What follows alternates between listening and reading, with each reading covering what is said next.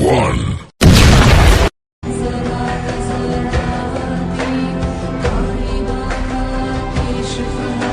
Que tinha atropelado anteriormente, o breakdown das cenas de ação. Curiosidade, o coordenador de dublês, o Roger Ewan, que é o Lanville, que batalha contra o Fade na arena, em Giddy Prime, ele é o coordenador. Nossa, cara, eu adorei saber isso. Uma das minhas curiosidades Ele que favoritas. tem movimentos de Kali, que eu acho sensacional essa arte marcial. O Wing Chun, eu sou tarado por arte marcial, não sou especialista nem nada, só curioso mesmo. Tu é o mestre, literalmente. Tu determina. Não, cara, total. Isso foi uma das coisas que eu gostei em Duna, foi esse respeito que eles tiveram com as artes marciais, porque até pela seriedade do universo, não tinha como você colocar um negócio muito acrobático. Sim. Você precisava de um negócio um pouquinho mais pesado, um pouco mais visceral. Você tinha que sentir o peso de cada golpe.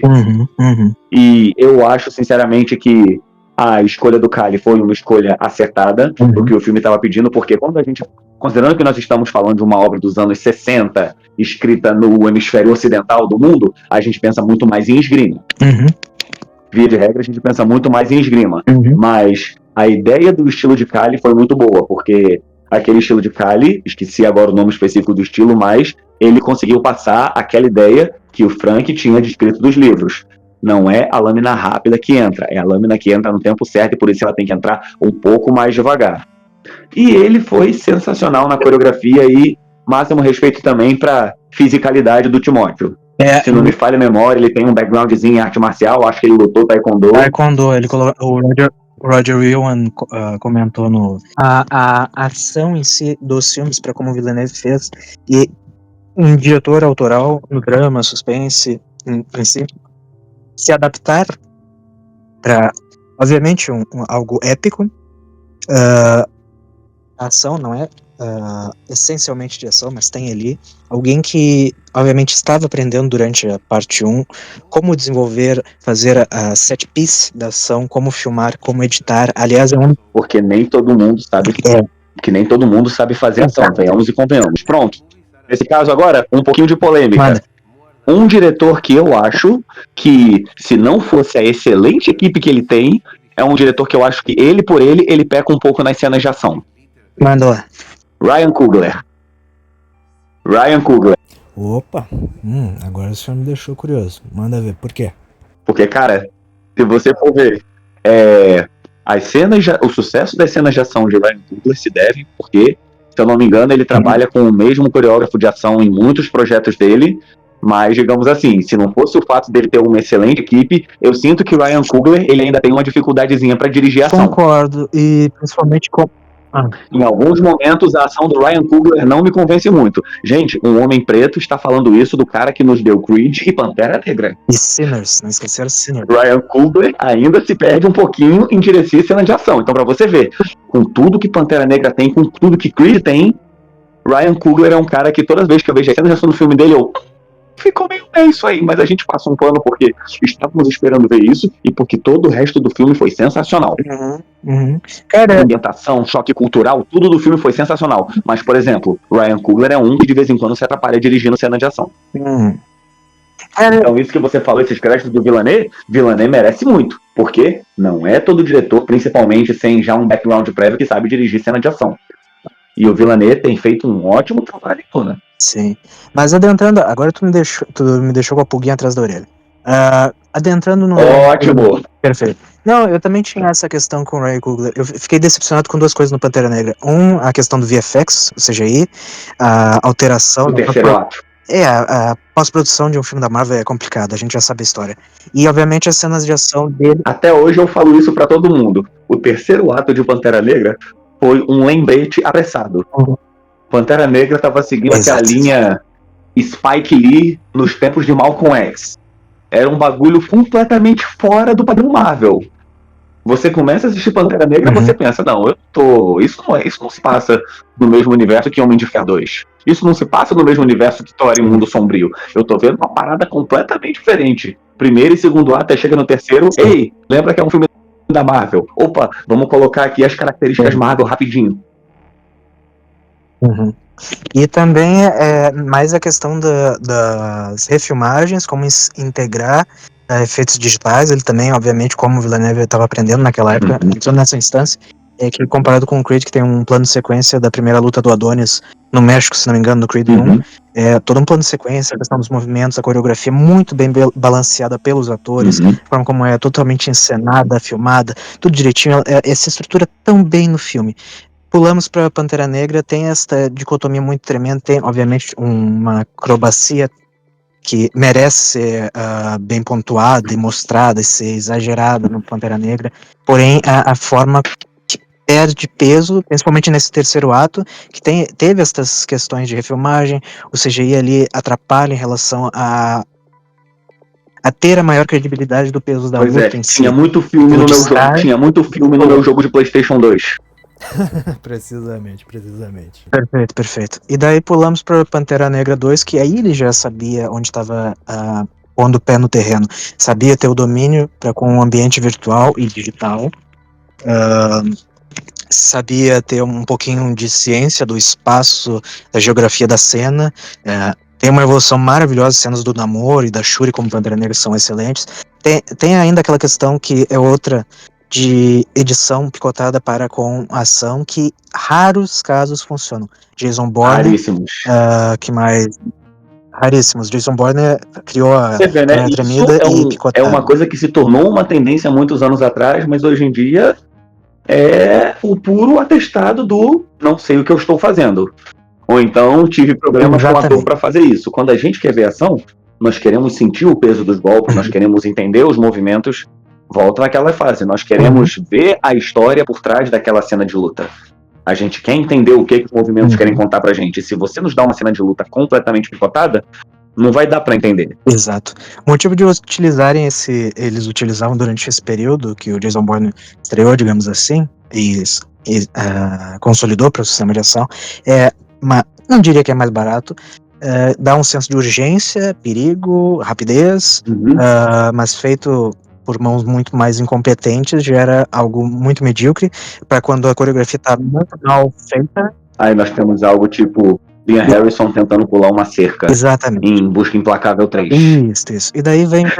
Eu não podia deixar passar esse exemplo. Não, esse daí é um exemplo de como não fazer sistema de ação.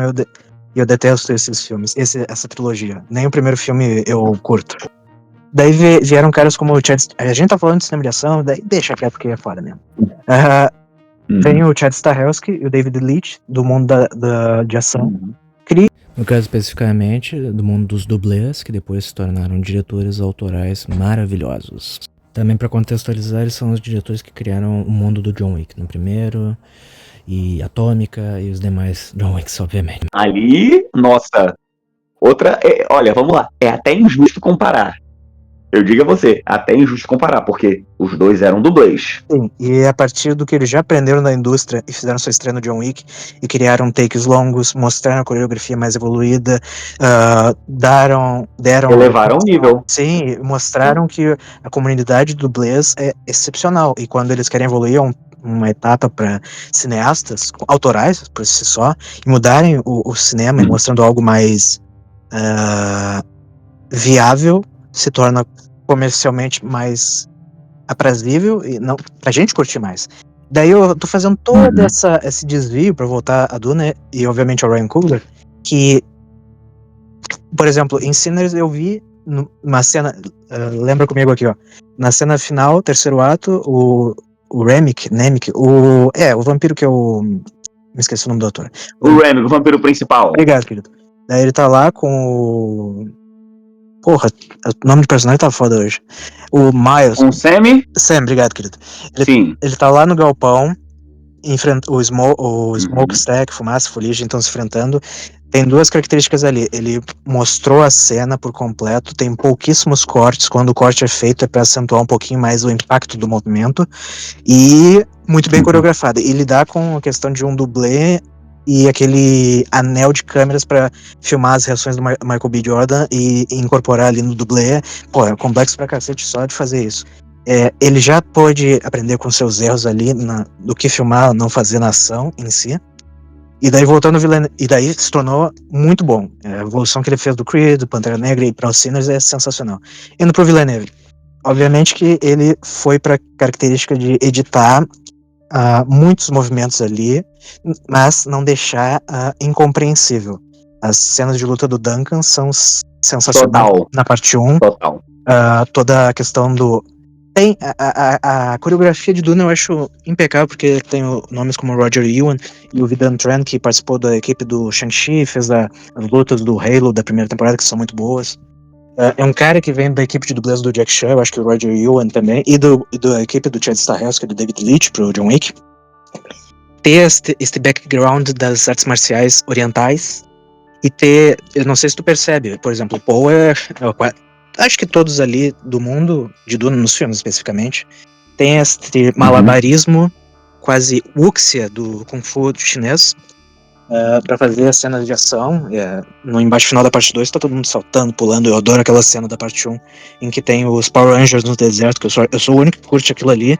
Tem uma coisa mais adorei! Uma coisa mais enérgica. Mas Power Rangers no deserto que eu amo de paixão. Fiz até uma edição que tinha a música de abertura dos Rangers. Mas enfim, é um cara que também estava aprendendo como fazer ação, utilizar a edição, fazer esse cacuete em relação a picotar especificamente, até leve em excessivo, mas é passável e muito bem feito, colocado ali, mas ainda tá aprendendo. Pulou pra parte 2, já sabia um pouquinho como encaixar ali, como deixar tudo compreensível e nada confuso. Pro embate final do Fade com o Paul, que é um ápice à parte, sem som, obviamente, para atenuar mais ainda o impacto disso na drama. E, como é que eu vou dizer mais? Ser espetacular. E tem, obviamente, a edição picotada, mas é tão preciso, é quase como a lâmina lenta adentrando o escudo.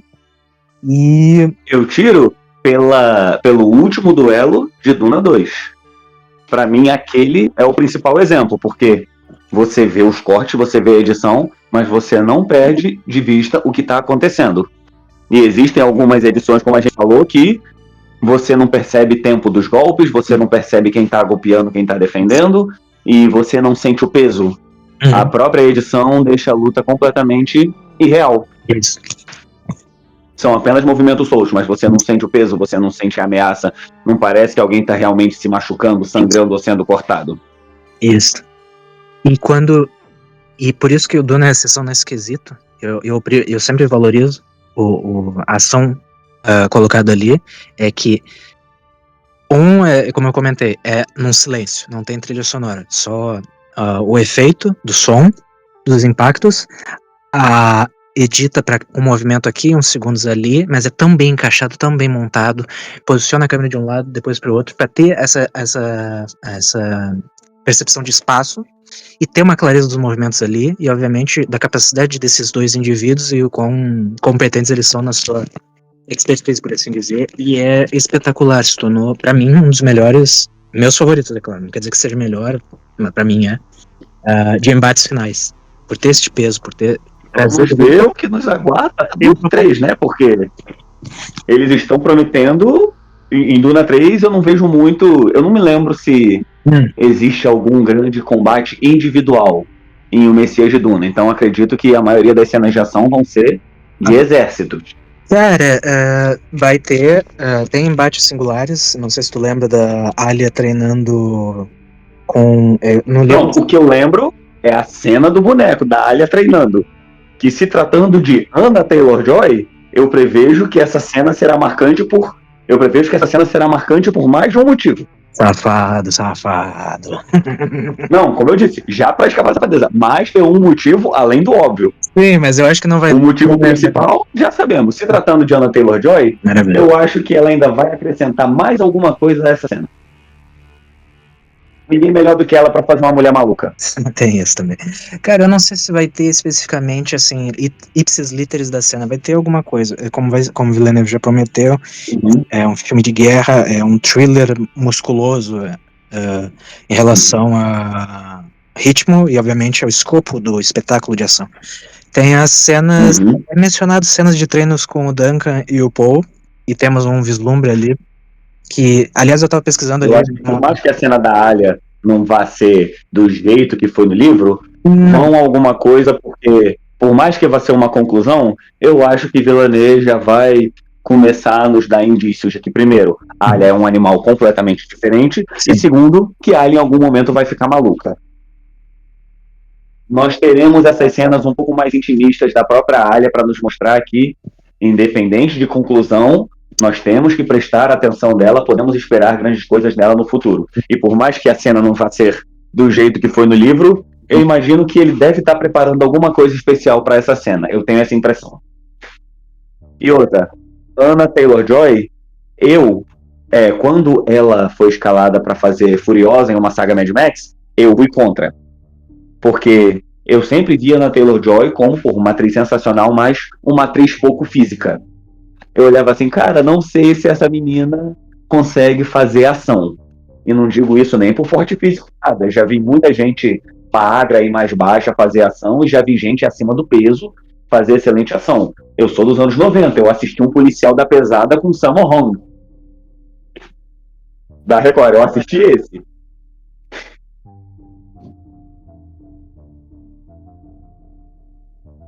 De vez em quando acompanho.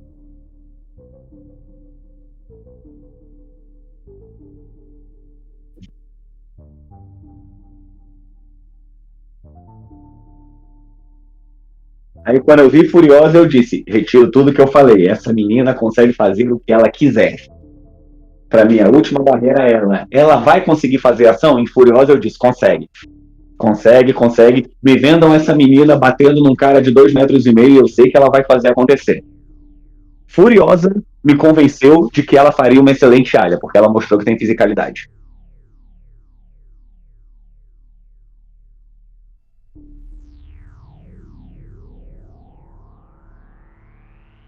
Meu amigo. Aquele negócio, né? Essas crianças falando besteira, né? Essas crianças ainda não aprenderam que fisicalidade não se trata apenas de porte físico, é muito sobre... Nesse ponto, vamos jogar um exemplo clássico. O primeiro Superman do Christopher, que Deus o tenha em excelente lugar. Foda demais. A forma como ele mudava a postura dele quando ele estava como Clark, como ele mudava como Superman. Sim. Apenas uma mudança de postura você conseguia ver quando era Clark, quando era Superman. Simples mudança de postura. Coisa que ele já trouxe no teatro, coisa que ele fazia lá, na hora, ao vivo e a cores. Atuava como Clark Kent, um pouquinho mais curvado. Atuava como Superman, peito estufado, posturado, ereto. Apesar daquele chassi de grilo do Timothée, o cara tem presença. Naquela cena que ele chegou discursando para os Fremen e disse, não tem ninguém aqui que possa me desafiar, e todo mundo sacou as facas, eu disse no cinema, nenhum de vocês consegue desafiar ele. Pode mandar de 2 a 2. Com a presença, a imponência que ele tava naquela cena. Eu vou ser um dos caras que... ele pode ser o filé de borboleta, como falam. Eu sou muito fã do cara, eu sou tiete dele, até falando do negócio de balé, ópera. Cara, de uns tempos pra cá, ele até deu uma encorpada muito diminuta. Eu acompanhei quando ele tava no Festival de Veneza, acho, em 2002. Ele tava com um porte físico, assim, relativamente uma minúscula adição, um pouquinho mais interessante. Considerando o trabalho que ele vai ter em Duna 3, ele precisa. Eu não sei se tu... Porque se Duna 1 e 2 foi por ele, algo me diz que em Duna 3 teremos histórias de machucados e lesões. Sim. Se metade do que estão prometendo para a escala desse filme fosse concretizar, Timóteo colecionará algumas lesões na gravação. Verdade.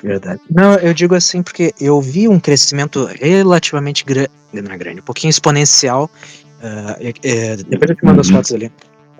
Que ele constituiu uma leve, um crescimento bem razoável na musculatura, assim. Ele era ele ainda é muito franzino, muito magro e tal. Uns tempos...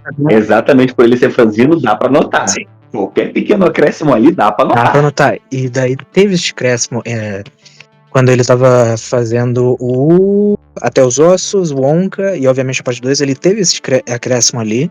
Ele gravou um comercial com Martin Scorsese dirigindo, que mostra esse leve crescimento. Até no Martin Supreme, não sei se tu chegou a ver, que teve este ganho. Mas Prime ainda não, eu tô vendo que tem aqui pra assistir, já tá na minha lista. Cara, veja, tu vai curtir pra caramba, vai passar muita raiva, porque é um personagem muito escroto mesmo. Escola... Ótimo. Nada melhor do que passar. Eu quero que ele me faça passar raiva no mesmo ano em que ele vai me fazer passar pano. Pra tudo que ele vai exterminar dia 18 de dezembro. Exatamente, 61. Quero passar a raiva dele para dia 18 de dezembro chegar e... Ai, ele esterilizou 9 planetas. Ele acabou com 40 religiões. Eu quero chegar e dizer, ele fez foi pouco. O problema dele foi não ter feito mais. Dia 18 de dezembro, estamos todos nós lá passando pano para nosso genocida favorito. É verdade. Tá, a gente já tá encaminhando para finalmente, mas encerrando com chave de ouro alguns outros tópicos. Mas, cara, mesmo tendo isso, ele é jovem, ele coincide com a minha idade, dos 30 e poucos anos. Cara, mesmo não sendo a prioridade do personagem do Paul, seja no livro ou até nos filmes, e ele tem um... Eu passo pano. Eu devo dizer que, sim, ele tem ele tem uma certa musculatura, não é completamente esquelético. Exatamente. Não, ele tem... É porque também, se tratando do físico dele, alguém um pouco mais magro, um pouco mais franzino, para a maioria das pessoas, para os olhares desatentos, é difícil você ver força muscular, você vê quando um magro ganha uma certa musculatura, mas Timothée, ele tá fisicamente bem. Ele não é aquele magro desnutrido, raquítico, doente. Ele é um cara que está em excelente capacidades físicas. Sim. Ele não é tipo, sei lá, o Joaquin Phoenix em Coringa. Sim, exato. Mas é interessante. Eu acho que ele vai mudar bastante daqui com os anos e a idade favorece isso, eu acho, ou não. Enfim. Daí, cara... Vamos ver também se ele vai fazer alguma outra coisa mais voltada pra ação. Se ele tiver... Se nós o vimos fazendo alguma outra coisa mais voltada pra ação, aí o Timóteo eu acho que é um daqueles que vai sofrer uma daquelas transformações físicas um pouco mais acentuadas. Vai ser... Mas agora, pro personagem agora de Duna, não precisa. Não. Ele precisa de postura, ele precisa de imponência, e tudo isso ele colocou na atuação dele ao longo dos últimos 2 filmes, e eu não tenho dúvida que vai colocar no terceiro. Ele tá muito à vontade com o personagem. Cara, adentrando outro tópico, a gente falou brevemente no início sobre o Momoa e como ele vai se envolver pra caramba com a franquia. Eu digo isso porque tivemos, obviamente, a escalação do filho dele, o Nakoa, como Leto II, que já indica o quão envolvido ele estará no futuro com a franquia de filmes, acredito eu.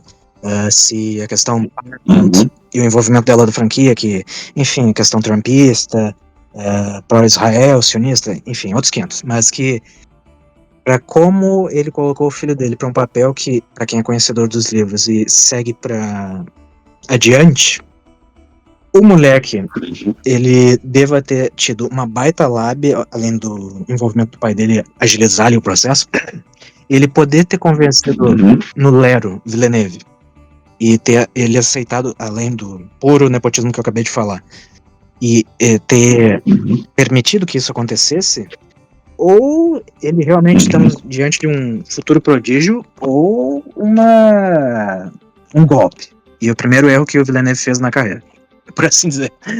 E realmente eu fiquei muito chateado por conta disso. Nada contra o moleque, por favor, nem sabe que eu existo. Mas que realmente ele tá com um grande pepino nas costas. Cara, o bom dessa situação é que, assim, eu posso estar errado, mas eu não vejo essa situação como aquela situação meio de tabela. Ou vai dar muito certo, ou vai dar muito errado. Agora, quando eu digo muito errado, é tipo, esse moleque nunca mais vai conseguir nenhum papel na vida dele, nem em produções classe C. Ele vai fazer merda com isso, ele vai ser completamente expulso de aparecer em qualquer coisa. É capaz, se ele aparecer num vídeo no YouTube, censurarem a cara dele. Ou, como você falou, nós estamos diante de um prodígio. Cara, ou vai dar certo ao ponto de todo mundo parar de chamar ele de filho do Momoa e passarem a chamar o Momoa de pai dele, ou então ele nunca mais trabalha na indústria, tipo, vai viver igual a irmã dele, vai se isolar numa cabana e não vai querer ter contato nenhum com isso. Eu acredito que o pai dele, considerando a proporção que Duna tá tomando, o controle, a autoridade que o Momoa está adquirindo com essa franquia por ser um veterano, a expectativa que nós vamos ter, não apenas para a complexidade do personagem, mas também para adaptações cinematográficas pós-Villeneuve, porque Villeneuve não fez filme, ele estabeleceu uma régua. E eu acredito que essa régua não é apenas para o universo Duna. Eu acredito que essa régua é para toda e qualquer adaptação, exato. não apenas de ficção científica, mas também de outras coisas. Eu acho que com tudo que foi apresentado, Villeneuve é pelo menos top 5 nos últimos 20 anos de como se adaptar livros para a linguagem do cinema. Se escreverem um livro disso, o nome de Villeneuve está pelo menos no top 5. Então, considerando todas as dúvidas que vão ficar depois que esse filme foi concluído e com a escalação desse moleque, vai ser um bagulho extremo, vai dar muito certo ou vai dar muito errado. Ou todas as portas vão se abrir para ele, ou ele vai ser esquecido. Não tem como ser mais ou menos. Eu não vejo ser mais ou menos. Eu vou ficar muito impressionado se depois disso for mais ou menos. Eu acho que, sei lá, de repente vai dar muito certo, depois ele vai pegar um trabalho muito ruim, aí depois vão esquecer dele. Mas ou vai dar muito certo ou vai dar muito errado. É um caso extremo. Por tudo que a participação dele vai representar, vai ser um caso extremo. E, obviamente, entrando já no tópico final, repetindo de novo o que eu falei, dependendo de como é que esse filme vai encerrar esse ciclo, vai ter cara de final.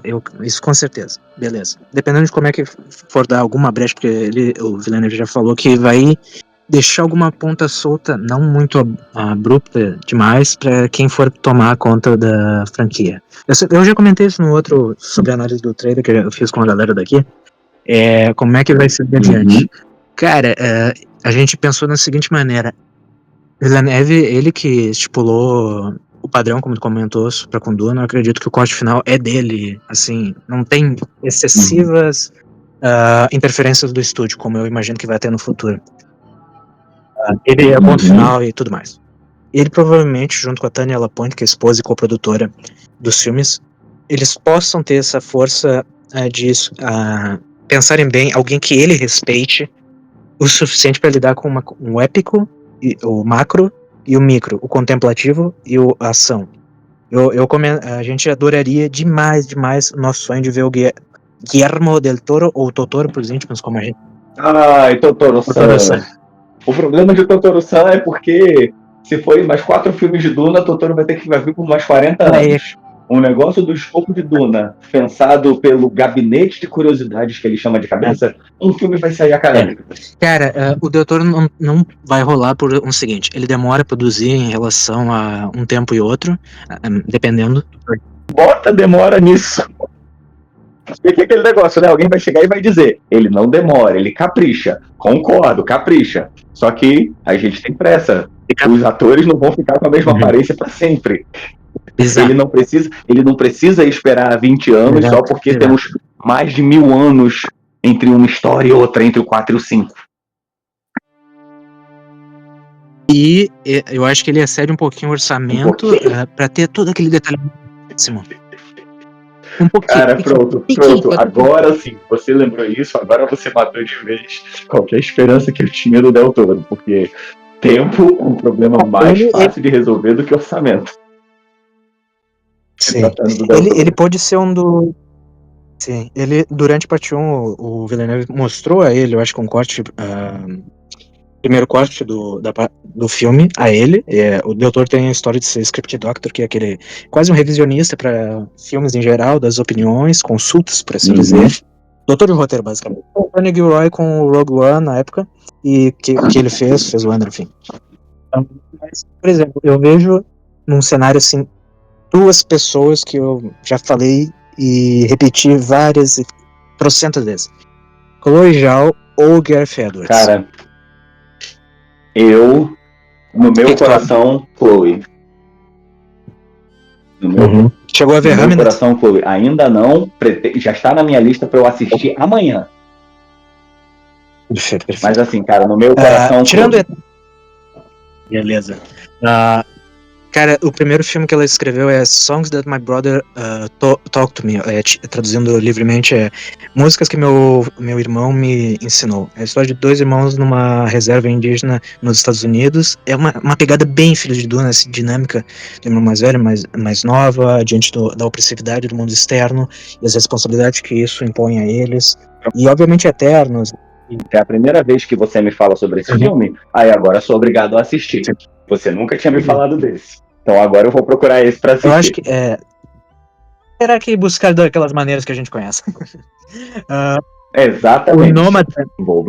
O Nomadland deu Oscar pra ela, que é basicamente a comunidade nômade dos Estados Unidos, que não tem uma área fixa, que é puro suco de terra que em relação à contemplação e toda a questão desta realidade em que as pessoas estão inseridas, mas também ela é quase uma irmã espiritual, seja na estética e na temática, com o Villeneuve em relação ao impacto do externo com seus personagens. Ela foi muito recalcada e podada fazendo Eternos dela, mas dá pra ver um pouquinho da autoralidade dela. E agora com o Hamnet, que é a história do filho do Shakespeare e como ele conseguiu criar o Hamlet, pegar uma adaptação de um material já existente, fazer uma adaptação de um material já existente, pegar atores já consagrados de certa forma, e criança. O que é mais impressionante, ela sabe dirigir não atores, os 2 primeiros filmes dela e até o Nomadland, e principalmente crianças, porque ela faz algo espetacular. E ela é muito amiga de Villeneuve, desde 2017 que eles se conhecem. E ela tem um puro... Oi? E considerando o que nós esperamos que crianças façam no próximo Duna, tem que ser alguém que saiba o que tá fazendo. E se for, e outra coisa, ela já aprendeu, acredito, se for o desejo dela, a gente tá fazendo uma imposição enorme. Se for o desejo dela de querer dirigir uma propriedade intelectual de uma franquia de novo, talvez ela já tenha aprendido, tendo a experiência com a Marvel, que foi, enfim, daquele jeito. Eu gosto do Eternos dela. Eu acredito que do caso dela vai ser até melhor, porque considerando tudo isso que a gente já colocou, ela ser amiga do Villeneuve, ela saber dirigir criança, e o fato de que pro caminho em que Duna tá indo, eles vão ter que dar o controle criativo para ela que a Marvel não deu. Talvez. E eu acredito que ela é uma daquelas, poxa, fiz o que fiz com o pouco controle criativo que eu tinha. É um objetivo pessoal meu fazer algo agora com um pouco mais de controle criativo. Existe diretor que quando passa por uma certa experiência traumática nunca mais quer chegar perto de determinado tipo de filme. Eu acredito que no caso dela vai ser o contrário. Por ela saber tudo que ela poderia ter feito com um pouco mais de controle criativo, eu acho que com Duna, meu amigo, ela vai abrir as asas e voar. Perfeito. Agora, a segunda opção, que é o Gareth Edwards, que a gente já conhece bastante, o Rogue One, o Godzilla dele, o mais recente Jurassic World. Eu tenho pesadelos com o Rogue One hoje. Rogue One foi brutal. Não sei se foi brutalmente lindo ou lindamente brutal.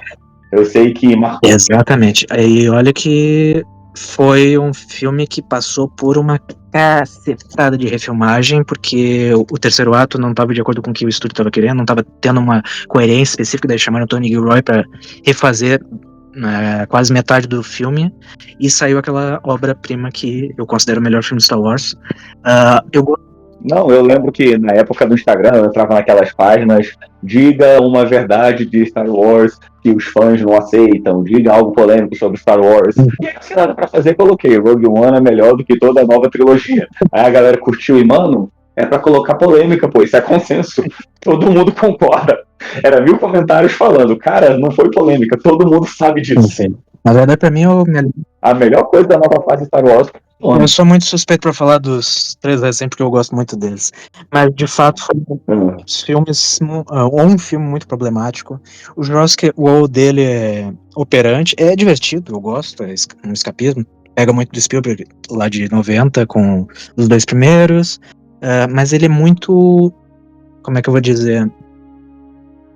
É um cara de estúdio, tem a sua leve autoralidade, sabe fazer espetáculo, sabe fazer ação, tem uma pegada um pouquinho intimista, mas ele vai muito com não é previsível, é quase medíocre em relação à sua história. Não é excesso, não é algo pífio, é na metade, meio termo, por assim dizer.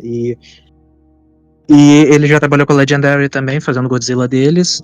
Ele sabe fazer uma história com coração, é claro, mas precisa de algo, ter um roteiro, obviamente, uma história, algo sólido para se guiar. Não tô me referindo ao livro, tô me referindo a quem for fazer o roteiro deste 4º filme, e se for ele o escolhido. Precisa ser mais do que criar a atmosfera e, obviamente, o espetáculo visual.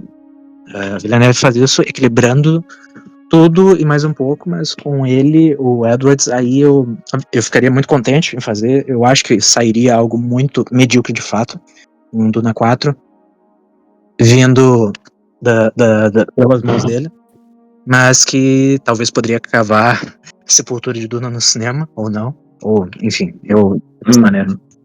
E por aí vai. Ai, eu ainda não estou preparado para começar a pensar em Duna pós-Villeneuve. Ainda quero pensar só no filme e na série. Uhum. Não podemos esquecer da série também. A série é algo à parte que vive no seu próprio mundo, dá pra excluir, ou desconsiderar, ou aceitar que, beleza. E aquele seriado foi bem problemático também. Não tendo altas tretas, ou enfim, mas que questões criativas que se distanciaram. Vou me repetir. Foi troca de gente pra caramba e o resultado que saiu foi, ok, aceitável, mas muito aquém do que poderia ter sido, mas não um desastre total. Vamos ver o que eles trazem pra segunda temporada. Que bom que ganhou uma segunda temporada, porque às vezes, numa nova temporada, já estando todo mundo mais alinhado, não tendo todas as trocas de pessoa que teve, já pode fazer um negócio que esteja muito mais à altura do nome Duna do que a primeira. Mas também aquele negócio, Duna não é a coisa mais fácil do mundo de se adaptar. A pessoa que for trabalhar sabe que tem que colocar aquele algo a mais. Cara, finalizando aqui, eu quero agradecer ao Dani Master, por assim dizer. Dani Master é ótimo. A participação por este programa que será apoteótico, já que vai ser um compilado de várias outras coisas que eu estou pensando e idealizando aqui na minha cabecinha. De novo, agradeço imensamente pela tua disponibilidade, Dani. Há tempos que a gente estava querendo bater um papo, ainda mais pro podcast. Finalmente conseguimos, amigo. Finalmente conseguimos. Cara, conta aí redes sociais que tu queira dizer, que o pessoal possa te encontrar para tomar um papo. Pronto, gente.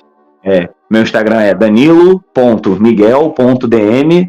Adiciona lá, vai ser um prazer trocar uma ideia. Ainda mais agora que eu voltei a uma fase que eu estou assistindo mais séries e vendo mais filmes, além de ler mais livros.